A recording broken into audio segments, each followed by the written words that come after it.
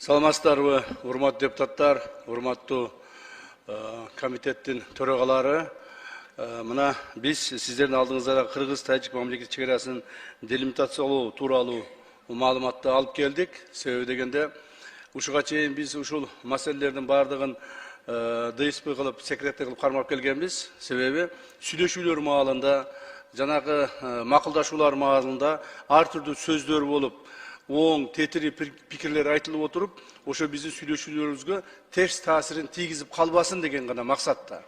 Бүгүндөн баштап биз ушул ДСПны бардыгын силмат этебиз. Бүгүндөн баштап ачык айкын талкуулайбыз. Себеби биз макулдашууга жетиштик, колду койдук. Мына буюрса жакында сиздер менен сүйлөшкөндөн кийин, мына комитеттерден өткүзгөндөн кийин президенттерибиз кол койсо, андан кийин ратификацияга дагы келебиз. Ратификацияны өткүзсөк, андан кийин президенттерибиз уже акыркы окончательный варианттарына колду коюп, эки мамлекеттин ортосундагы договор түзүлөт. Ошондуктан бүгүн биз ачык жарыялап коеюн, мындан бияка ушул Кыргыз-Тажик мамлекеттик чегарасы боюнча документтердин бардыгы ачык түрдө каралат. Коомдун бардыгына жарыяланат. Так, бардыгыңыздар өз пикириңиздерди ачык айтсаңыздар болот. Андан сырткары, урматтуу депутаттар, мен ушу башында бир-эки сөз менен айтып кетейин. Мына мен азыр сиздерге айткан маалда колдоруңарга ручканы алып, тетрадты алып, жакшынакай кылып жазып отуруңуздар. Анан кийин цифралар көп бул жерде. Бул жерде жанагы айтыла турган маселе көп. Ошолорду жазып алып туруп, кайсыл маселе болсо так сурооңорду берсеңер, мен так жооп берүүгө аракет кыламын ар бириңерге. Анан жанагы туура эмес угуп алып, анан туура эмес маселе же туура эмес болуп кетпесин деген максатта. Себеби чегара деген өтө баалуу, себеби бул маселени биз акыркы 4 жылдан бери өтө көп жолугушуулар өттү, өтө көп кыйынчылыктар болду, өтө көптөгөн сүйлөшүүлөр болду. Эми ошонун натыйжасында мына бүгүнкү келишимге даярдык келдик. Урматтуу депутаттар, урматтуу комитет төрагалары, Кыргыз-Тажик мамлекеттик чегарасын делимитациялоо жана демаркациялоо боюнча жумуштары 2002 жылдын декабрь айында башталган. Сүйлөшүүлөрдүн жүрүшүндө Кыргыз Республикасы менен Тажикстан Республикасынын өкмөттүк делегациялары 45 протоколго, топографиялык жумушчу топтору 86 жана укуктук маселелер боюнча жумушчу топтору 25 протоколго кол коюшкан. Кыргыз Республикасы менен Тажик Республикасынын ортосундагы мамлекеттик чегаранын жалпы узундугу 1006,84 километрди түзөт. Анын ичинен 519,9 километр чегара сызыгы 2011 жылга чейин такталып, жазылып, өкмөттүк делегациялар тарабынан бекитилген. Ал эми калган 486,194 километр тилкеси акыркы 3 жылдын ичинде такталды. Белгилеп кетсек, 2011 жылы бекитилген 519,9 километр чегара тилкеси боюнча Тажик тарап Кыргыз-Тажик мамлекеттик чегараны арасы жөнүндө келишимге кол коюуну сунуштап, тиешелүү материалдарды даярдаган. Бирок Кыргыз тарап Кыргыз-Тажик чегарасы толугу менен такталып жазылганга чейин келишимге кол коюуга макул болгон эмес. Себеби аталган 519,9 километр чегара тилкеси жалаң тоолуу аймактарды камтып, эл жыш жайгашкан жана чыр чатактар көп катталган аймактардын чегарасы толук такталган эмес эле. Эки тараптуу сүйлөшүүлөр башталган мезгилден тартып эле Тажик тарап чегараны тактоодо 1924-1927 жылкы материалдар менен иштөөнү карманып келген. Ал эми Кыргыз тарап 1991 жылдын 8 декабрындагы көз карандысыз мамлекеттик сериктештигинин түзүү жөнүндөгү келишимди, 1991 жылдын 21 декабрындагы Алмата декларациясын жана КМШ мамлекеттеринин эгемендүүлүктү сактоо, аймактык бүтүндүк жана чегараларды кол тийбестиги тууралуу Москва декларациясына негиз кылып, Кыргыз-Тажик чегарасын жазууну сунуштаган. То есть эки мамлекет эки түрдүү документтер менен тактоону сунуштап келишкен. Мындан улам тараптар чегараны калган бөлүгүн тактоодо бирдиктүү чечимге келе албастан, сүйлөшүүлөрдүн кийинки 10 жыл аралыгында 2021-жылга чейин bir de metr чекара тилкеси тактай алышкан эмес. 2021-жылдын тартып, эки мамлекеттик өкмөттүк делегациялары чегараны тактоо иштерин жигердүү улантып, талаа изилдөө жана камералдык жумуштарды жүргүзүүнүн натыйжасында төмөнгөдөй жыйынтыкка жетиштик. То есть biz, в конце концов, bir эмеге жыйынтыкка келдик, что biz жанагы 1924-27 жылкы карталар менен эмес, 1991 кабыл алынган азыркы биздин жашап турган чегараларыбыз боюнча тактоолорду баштадык. Ушуга экинчи тарап макул болду. Эми кабыл алынган чечимдердин бардыгын мен бир тараптуу деп айта албаймын. Себеби дегенде бир тараптуу мамлекеттик чегара эч качан чечилбейт. Эки тараптын тең кызыкчылыгын карадык. Бир тараптуу кызыкчылык менен чечилген мамлекеттик чегара эч качан жакшылык алып келбейт. Себеби экинчи тарап дагы ыраазы болуш керек. Эки тарап тең бири-бирине ыраазы болгон күндө гана тынчтык орнойт, түбөлүк тынчтык келет деген ушундай принциптерди биз кармандык. Ошондуктан тажик тарап менен дагы биз өтө тыгыз байланышып иштеп, алар бизге кайсыл керектүү жерлеринде бизге мындай уступка кылып берип атышты. Биз аларга керектүү жерлеринде аларга ыңгайлуу болгон нерселерди биз аларга уступка кылып берип аттык. Ошентип отуруп акыры келишим түзүлдү. Ошондо мына негизги маселелерди мен айтып өтөйүн, ушуларды карап коюңуздар. Биринчи, Leylek rayonu boyunca mamlekеттик чегара сызыгынын өтүүсүн жөнгө салууда Тажик Республикасынын Кайрагач участогунан Кыргыз Республикасына пайдасына 155 га жерлер жана 35 га Кайрагач анклавынын жерлери алынды. Жалпы аянты 190 га. Муну лейлектиктер, баткендиктер жакшы түшүнүшөт.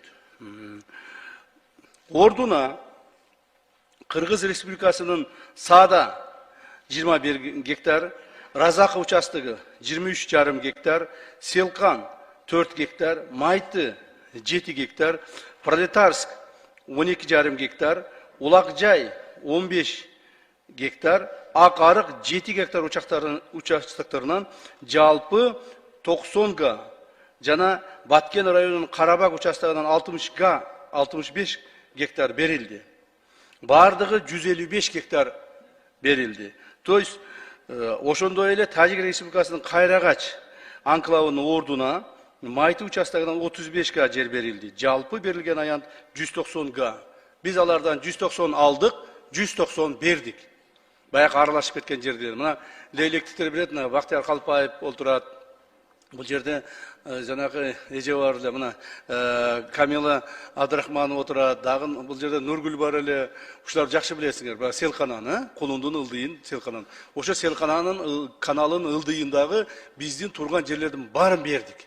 Майда чүйдө 2 гектар, 3 гектар, 5 гектар, 9 гектар деген жерлердин баарын бердик дагы. Биздин жерибизде турган булардын чоң жерлерин биз алдык. Так, то есть алмашып алдык. Бирок бул жерде айта кетиш керек, Пролетарск 12,5 гектар дегенде кайсыл жер деп айтып жүрбөңүздөр. Бул баягы Худжен Пролетарск шаары беле? Пролетарск шаарынын ортосунда мурда ошол Союз маалында бизде баягы сельхозхимия деген бир сельхозтехника деген бир организация болгон. Ошонун 12,5 гектар жери болгон. Бирок биз ошол эле маалда Раматылык Баяман Эркинбаев алып аны бирөөгө сатып жиберген экен ошол эле маалдачы. Бирок биз ошону кайра добиваться этип, талашып жүрүп, жок, бул сатып жиберген күндө дагы биздин жерибиз. Алардын Пролетарск шаарынын ортосунда болсо дагы 12,5 гектар жер биздики деп отуруп, кайра өзүбүзгө алып, зачетка алдык өзүбүзгө. Так, аны унчукпай койсоңдор эч кимди эле көрмөк эмес, эч кимди эле билмек эмес, бирок биз аны алдык кайрадан. Муну дагы көптөгөн айлар талашып олтуруп.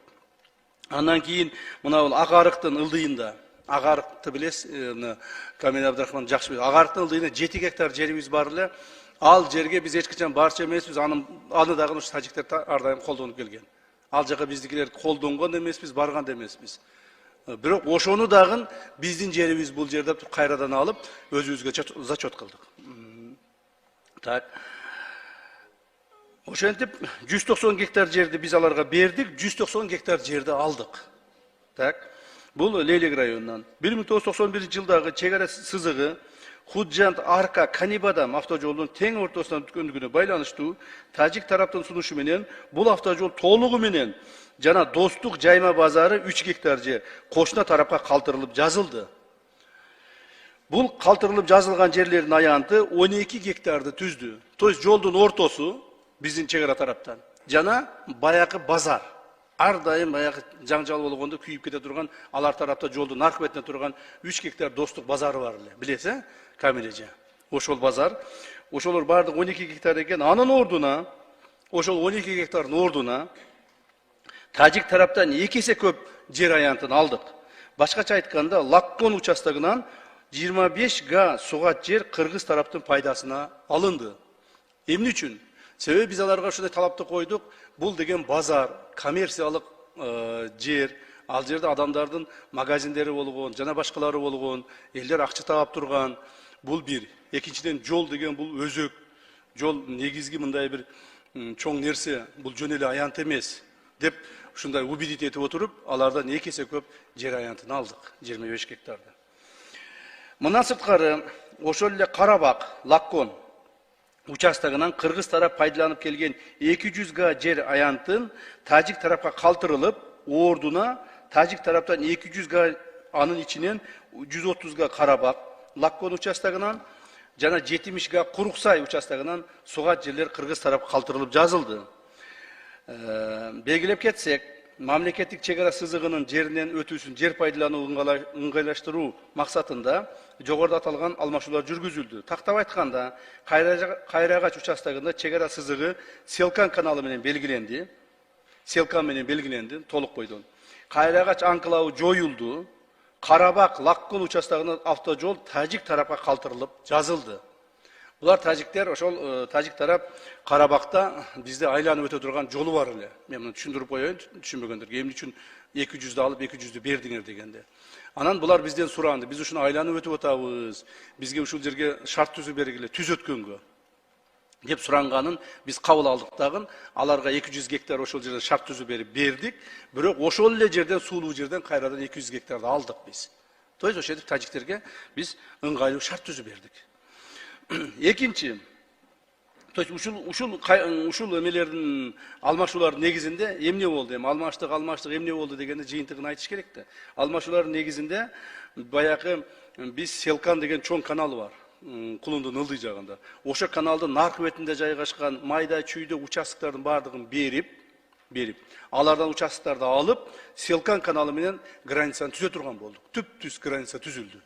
Мурдагыдай баягыдай буйтап 2 гектар бияка кирип кетип, кайра 3 гектар бияка чыгып кетип, кайра 7 гектар бияка түшүп кеткен чек ара эмес, түп-түз канал менен чек ара түзүлдү. Мына ушул биздин алмашууларыбыздын негизинде. Экинчи, Головной боюнча. Головной деген суу бөлүштүрүүчү курулмасынын ак суу биз тараптан айтылат, Исвара алар тараптан айтылат. Курулмасынын ак суу Исвара дарыясынын нугунда жайгашкан плотинасынын 3 суу дарбазасынын затвору тең жарымынан, башкача айтканда дарыянын нугу менен мамлекеттик чек ара сызыгын өтүүсү белгиленгендигине байланыштуу кыргыз тараптын пайдасына төмөнкү участоктор жазылды. Урматтуу депутаттар, Головной боюнча мен сиздерге дагы жакшылап түшүндүрүп кетейин. Себеби дегенде Головнойдо билесиздер 89-жылкы кыргыз тажик тарап менен сүйлөшкөндө эле Головнойду ортосунан бөлүп өтөбүз деп сүйлөшүшкөн. Бирок биз ал нерсени биз эме кылган жокпуз, караган жокпуз, аны биз, как говорится, признавать эткен жокпуз. Эми ак суу суусу башынан баштап ортосунан бөлүнүп келатат. Бөлүнүп келатып эле биздин Головнойго келгенде бөлүнбөй калып атат да. Алар айтат ортосунан бөлөбүз деп атат, биз айтып атабыз, жок бөлбөйсүңөр деп атабыз. Ошентип талашып биз почти бир 2 жылдай талашып жүрдүк окшойт ушуну. Так, талашып жүрүп, акыры эгерде бөлө турган болсок, анда бизге компенсация бересиңер деп туруп, ошол жерде 1,5 люк. Баары бир деле ошол жерде регулировка болуп атат.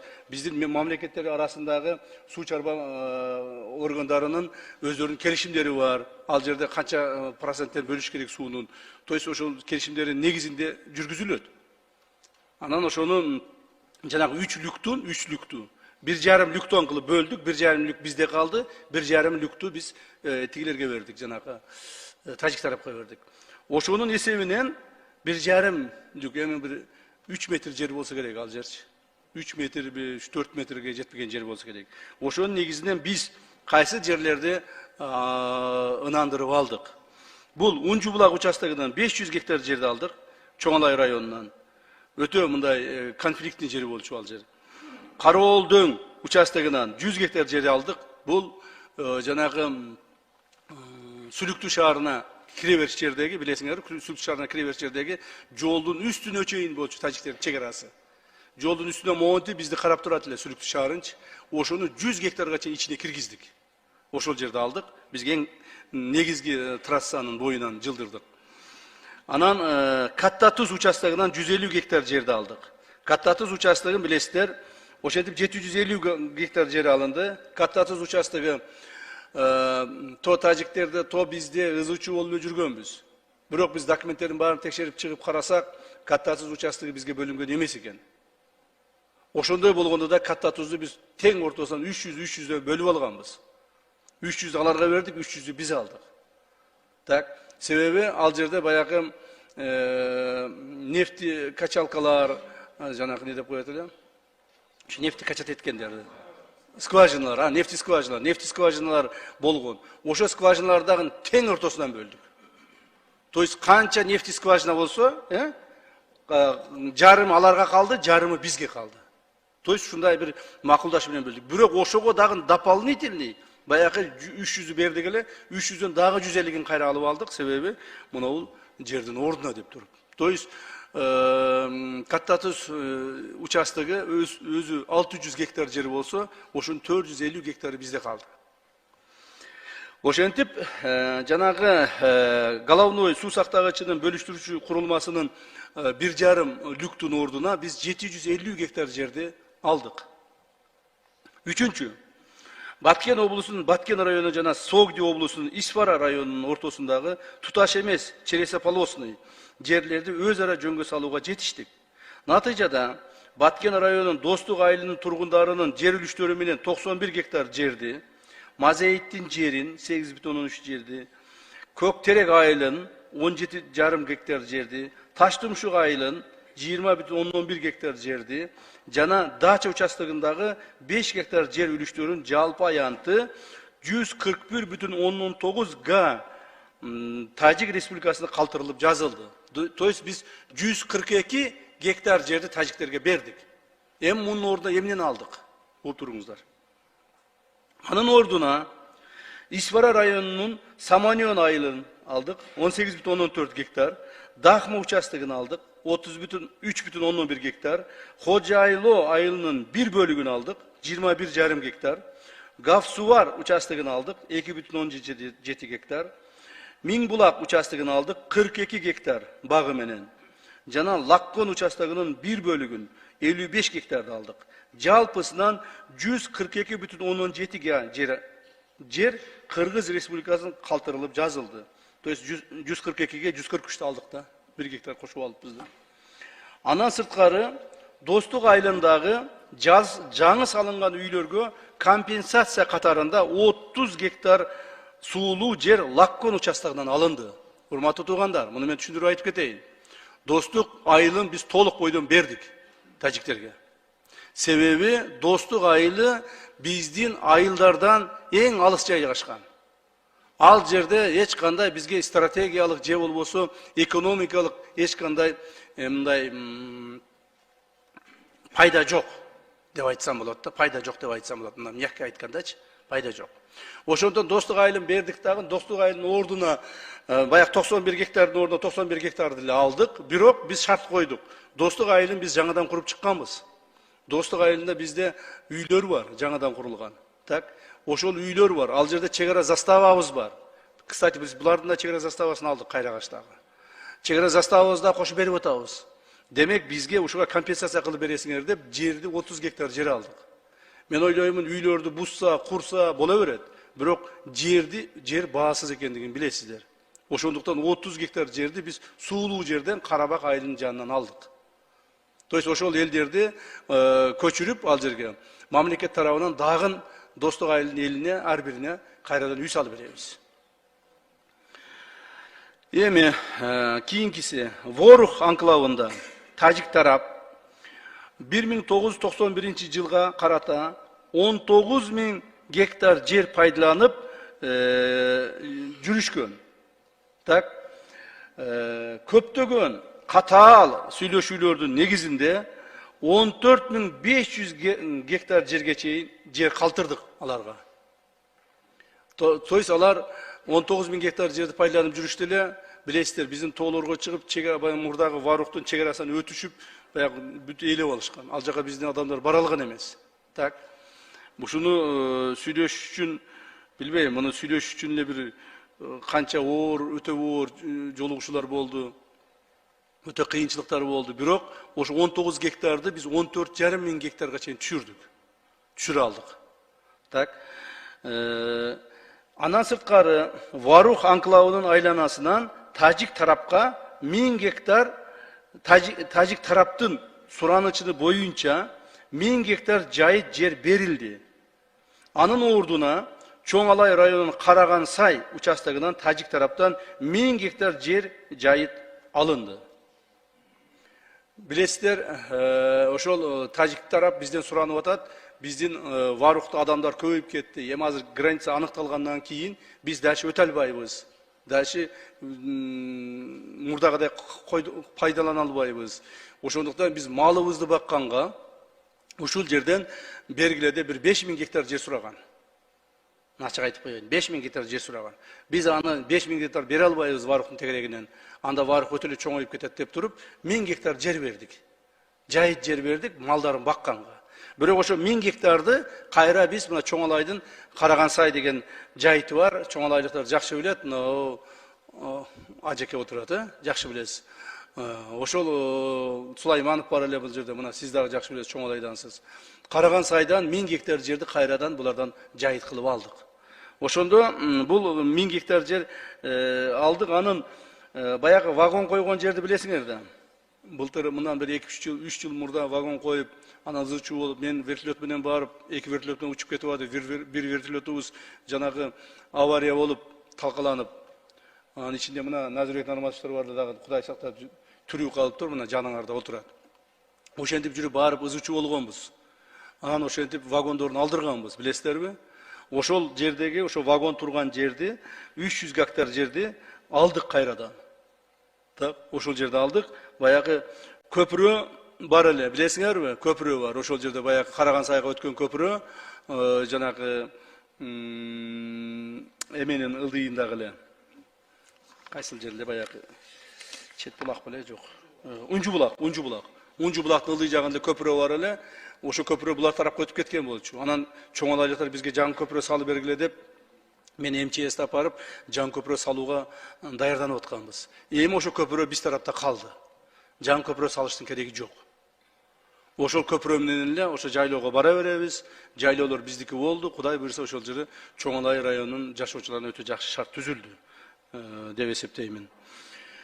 Так, 4-үнчү тараптардын макулдашуусу негизинде узундугу 3425 метрди, туурасы 40 метрди түзгөн Дача Капчыгай, Ходжалуу Ворух жана узундугу 3241 метрди, туурасы 40 метрди түзгөн Миңөрүк Самаркандек, Ариона Шүристон бейтарап нейтральный статустагы автожолдордун куруу жана пайдалануу. Ошондой эле Ош Раззаков жана Исфара Варух жолдорунун кесилишиндеги 4 көчө жолун узундугу 253,74 метр бейтарап статуска пайдалануу боюнча мамлекеттер аралык келишим түзүлүүдө. Көпүрө, билесиздер, ошол жерде көпүрө бар, баягы 275 деп аталып калып кетти да, эмес азыр 253 чыкты алчы. Көпүрө биз тарапта калды. Ошо көпүрөнү эле макулдашуу үчүн, бир эле көпүрөнү макулдашуу үчүн биз 6 ай жүрдүк. Себеби алар көпүрөгө жерди алар бөлүп берген экен убагында. А көпүрөнү биз салган экенбиз. Ошо бир 20 метрдик көпүрөнү макулдаш үчүн 6 ай биздин сүйлөшүүлөрүбүз токтоп калды. Бирок ошондой болсо дагы акыры жүрүп ошо көпүрөнү өз тарапка алдык. Себеби ал көпүрө бизге стратегиялык жагынан өтө маанилүү. Биздин Лейлек районунун бардык район адамдар, Баткен район адамдары, ошол жерде Баткен район тегерегиндеги адамдардын бардыгы ошол көпүрө аркылуу өтөт. Ошондуктан биз ал көпүрөнү өзүбүз тарапка алып калдык. Эми бул жерде мен түшүндүрүү иретинде айтып өтөйүн.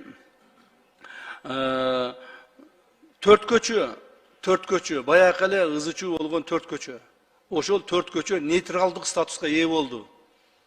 Ортодогу полотно жолу 10 метр, эки жагынан 10 метрден, 15 метрден, эки жагынан 15 метрден полоса безопасности кылып 40 метр жол нейтральный статус болду.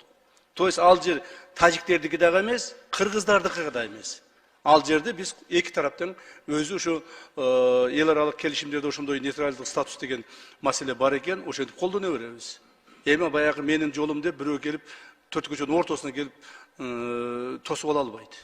Төрт көчөгө чейин бардык коопсуздуктар каралды. Так, төрт көчө маселеси ушу менен чечилди, Кудай кааласа. Эми айтарга сөз көп, кийинчерээк айтам бул боюнчачы. Азыр айтып берсем да бир нерсе болуп жүрбөсүн. Төрт көчө боюнча айтарга сөз көп. Ушуга чейинки биздин чиновниктердин, биздин мамлекеттик чоң жетекчилердин жасап келген иштери чыккынчылык болгондугун мен дагы бир жолу айтып келейин. Төрт көчө боюнча. Мен муну кийин силерге жакшылап түшүндүрүп айтып берем. Так, андан сырткары мында Дача Капчыгай автожолун тажик тарап куруп пайдаланат. Өздөрү куруп, өздөрү пайдаланат. Ал эми Миңөрүк Самаркандек автожолун кыргыз тарап куруп пайдаланат. Төрт көчө жолун тараптар биргеликте талаптарга ылайык, талаптарга ыңгайлаштырып, биргеликте пайдаланат. То есть биз Миңөрүк Самаркандек жолун өзүбүз куруп, өзүбүз пайдаланабыз. 3200, 3300 метрден. 3400 метр Дача Капчыгайды тажик тарап өздөрү куруп, өздөрү пайдаланат. Жолдорду кандай куруу тартиптерин дагы, жолдор кандай тосмолор менен курулуш керек, эмне болуш керек, бардыгын биз мына Министерство транспорта, эки министерство макулдашып алдыңар. Туурабы? Кандай министерство? Туруңуз. Туурабы? Ошого отурумуз. Так. Ушинтип жолдор маселесин биз тажик тарап менен тынчтык мамиледе эки тараптуу кылып чечтик. Эч кандай бир тараптуу бир жака ооп кеткен жолдор чечилген жок. Бул боюнча да айта турган сөздөр бар, кийинчерээк айтам дагы. Иш бүтө берсин. Аталган жолдорду куруу менен Лейлек районуна жана Сүлүктү шаарына транспорттук каттамдарга шарттар жакшырып калды. Тактап айтканда, Миңөрүк Самаркандек автожолу ишке берилгенден кийин Баткен Разаков багыты 30 километрге жакын каттамдын узундугу кыскарат. Жарандарга эл аралык келишимдин негизинде тоскоолдуксуз өтүк каттоого мүмкүнчүлүк жаралат. Ошол эле учурда бул багытта төрт көчө жолунда толук бойдон пайдалана беребиз. То есть биз баягы Миңөрүк Самаркандекте пайдаланып өтүп кетсек боло берет. Баягы тажиктердин жери менен 3200 метр жерди айланып барып туруп баягы төрт көчө менен өтүп кетсек да боло берет.